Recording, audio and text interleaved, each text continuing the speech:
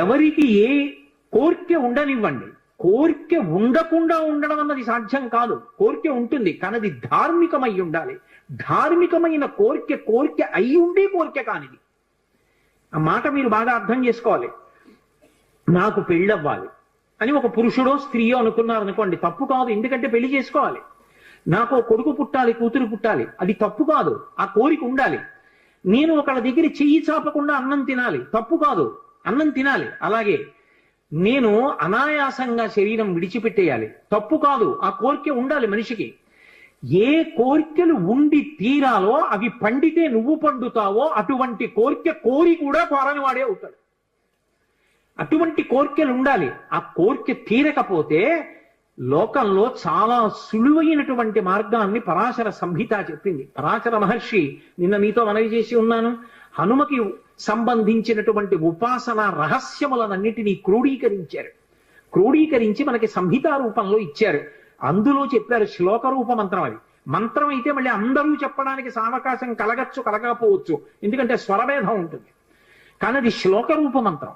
అందుకే తప్పు చెప్పకుండా చెప్తే చాలు. హనుమకి ప్రదక్షిణం చేస్తూ నిశ్శబ్దంగా మాట్లాడకుండా ఆంజనేయం మహావీరం బ్రహ్మ విష్ణు శివాత్మకం తరుణార్క ప్రభం శాంతం ఆంజనేయం నమామ్యహం, ఈ శ్లోకం చెప్తూ హనుమకి 108 మాటలు ప్రదక్షిణం చేసి వక్కలతో కాని, పువ్వులతో కాని, అక్షతలతో కాని మాత్రమే లెక్క పెట్టాలి. కాగితం మీద గుచ్చడం, పెన్నుతో కొట్టడం అలా చేయకూడదు. వక్కలు 108 ఓ డబ్బాలో పట్టుకెళ్ళి, ఖాళీ డబ్బా పట్టుకెళ్ళి ఈ ఒక ప్రదక్షిణం చేసినప్పుడు మళ్ళీ స్వామి దగ్గరికి రాగానే నిలబడి ఈ శ్లోకం చెప్పడం. ఆంజనేయం మహావీరం బ్రహ్మ విష్ణు శివాత్మకం తరుణార్క ప్రభం శాంతం రామదూతం నమామ్యహం అండం. ఆ వక్క తీసి పక్క డబ్బాలో వేయడం. 108 ఇందులో వక్కలు అందులోకి వచ్చాయంటే 108 ప్రదక్షిణాలు అయిపోయి మళ్ళీ వక్కల డబ్బా పట్టుకుని ఇంటికి వెళ్ళిపోవడం. హనుమ యొక్క ప్రదక్షిణముల చేత ఆయన అనుగ్రహంతో ఎటువంటి కోర్కెలను కూడా ఆయన తీర్చగలిగిన శక్తి కలిగిన వాడు అని అనుభవించిన పెద్దలు చెప్పిన మాట.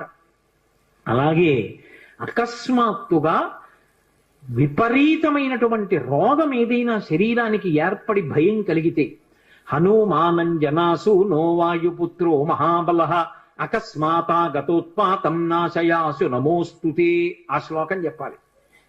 అకస్మాత్తుగా రోగం వచ్చింది, స్వామి నన్ను కాపాడండి, ఈ శ్లోకం చెప్పి ఆయనకి ప్రదక్షిణాలు చెయ్యాలి. హనుమ ప్రదక్షిణముల చేత విశేషమైనటువంటి తృప్తిని పొందుతారు. అటువంటి హనుమకి ప్రదక్షిణాలు చేస్తూ, ప్రదక్షిణం అంటే గబగబ నడవకూడదు, అడుగుల చప్పుడు వినపడకుండా నడవాలి. అలా నడుస్తూ ప్రదక్షిణం చేసి ఈ 2 శ్లోకాలని అవసరాన్ని పట్టి అనుసంధానం చేయడం నేర్చుకుంటే ఆయన అనుగ్రహంతో రోగాన్ని నివారణ చెయ్యగలిగిన వైద్యుడు దొరుకుతాడు అని దాని అర్థం.